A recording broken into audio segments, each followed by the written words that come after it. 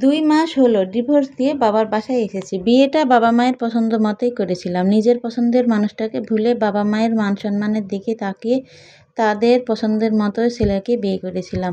ছেলেরা অনেক বড়লোক ছিল, দেখতে শুনতেও ভালো ছিল। সবকিছু মিলে ঠিক ছিল। বিয়ের পর যখন নতুন জামাই নিয়ে বাবার বাসায় আসতাম, তখন ২ হাত ভর্তি ফল, ফলাদি, মিষ্টি নিয়ে আসতাম। তখন কত জামাই আদর করত, কত ভালোবাসা। আর এভাবেই আমার জীবনে ৩টি বছর কেটে গেল। খুব সুখের সংসার ছিল আমার। আর এরই মাঝে আমার হাসব্যান্ডের পরকীয়ার কথা আমি জানতে পারি। আর এটাও জানতে পারি যে তার অফিস কলিগের সাথে সম্পর্ক। তারা আসলে স্বামী-স্ত্রীর পরিচয় দিয়ে আলাদা একটা ফ্ল্যাট ভাড়া নিয়েছে। আমার বাবা-মা সবকিছু জেনে ফেলার পর আমার হাসব্যান্ডের সাথে অনেক ঝামেলা করে।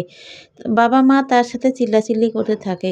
এক পর্যায়ে সে আমাকে ডিভোর্স দিতে রাজি হয়ে যায়। কিন্তু আমি কোনোভাবেই ডিভোর্স নিতে রাজি হইনি। আমি আমার স্বামীর হাতে পায়ে ধরি, "আমি তোমার সাথে থাকতে চাই। আমি তোমাকে ভালোবাসি। আমার দৃঢ় বিশ্বাস, আমার ভালোবাসা দিয়েই আমার স্বামীকে ফিরিয়ে আনতে পারবো। তার পছন্দ মতো চলবো। যেটা ভালোবাসবে না সেটা আমি করব না। তার যেটা ভালো লাগবে সেটাই আমি করব। এগুলো করলে হয়তো সে ফিরে আসবে। কিন্তু আমার মা-বাবা আমাকে তার সাথে আর থাকতে দিবে না বলে তার সাথে খারাপ ব্যবহার করে।" একটা সময় পর আমার পরিবার কাবিনের টাকা উল্লেখ করলে আমার স্বামী ১০ লক্ষ টাকা ব্যাংক থেকে তুলে নিয়ে আসে। আর একটা উকিল ডেকে নিয়ে এসে আমাকে সেদিনই তালাক দিয়ে দেয়। আমার কাবিনের ১০ লক্ষ টাকা পেয়ে আমার মা-বাবারা খুব খুশি। ১ম কয়েকদিন আমাকে চোখের মণি করে রাখল। কিছুদিন পরে আমার বড় ভাই ব্যবসা করার জন্য ৫ লক্ষ টাকা নিয়ে নেয়। আর বাকি ৫ লক্ষ টাকা আমার মায়ের নামে একটা অ্যাকাউন্টে রেখে দেয়। আর কিছুদিন পরেই আমার বিয়ে দিতে চায় আমার পরিবার, কিন্তু আমি রাজি নই। আর এটা নিয়ে আমার বাসায় অনেক অশান্তি শুরু হয়ে যায়। সারাক্ষণ তারা আমাকে অনেক কথা শোনায়। তারা বলে আমার স্বামীকে নাকি আমি ধরে রাখতে পারিনি। আমার জন্যই নাকি সে অন্য নারীর সাথে পরকীয়ায় লিপ্ত হয়েছে। সবকিছু নাকি আমার জন্য হয়েছে। এখন বসে বসে তাদের সংসার ধ্বংস করছি। ভাই ভাবি তো বলেই ফেলে, "আমাদের সংসারে তুই আর থাকতে পারবি না। তুই তোর নিজের রাস্তা দেখে ফেল।" আর তারা সবাই আমার জন্য পাত্র দেখে।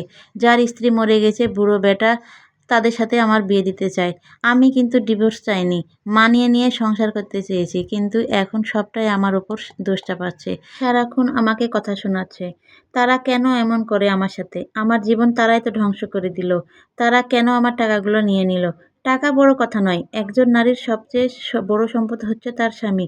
টাকা দিয়ে যদি সুখ পাওয়া যেত তাহলে কোনো মেয়েকে তার বাবারা বিয়ে দিত না। কিছুদিন পরে একটা বুড়ো লোকের সাথে আমার বিয়ে দিল। বুড়ো লোকটা নেশাখোর ছিল, বয়স্ক ছিল, আবার ট্রাক চালাতো।